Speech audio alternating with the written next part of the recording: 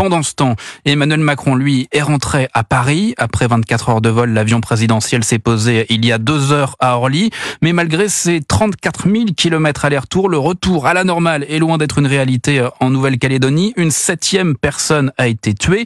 Wilfried de Villers, un policier, aurait fait usage de son arme pour se défendre d'une attaque. Oui, effectivement, un tir présenté comme de la légitime défense. En milieu d'après-midi, 2 policiers sont pris à partie par un groupe d'une quinzaine d'individus alors qu'ils roulent en direction d'un centre hospitalier à Doumbéa, en banlieue de Nouméa. La situation dégénère, les assaillants s'en prennent physiquement aux policiers. Ce serait à ce moment-là que l'un d'eux fait usage de son arme.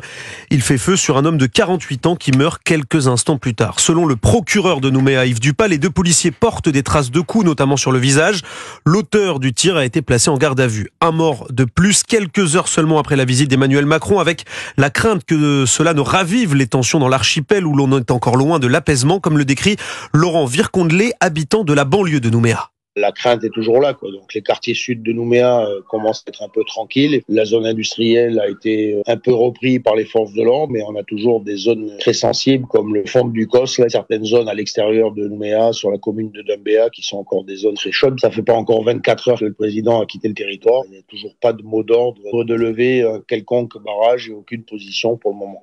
Autre signe d'une situation toujours tendue, les avions cloués au sol à l'aéroport international. Pas de reprise des vols commerciaux avant mardi prochain.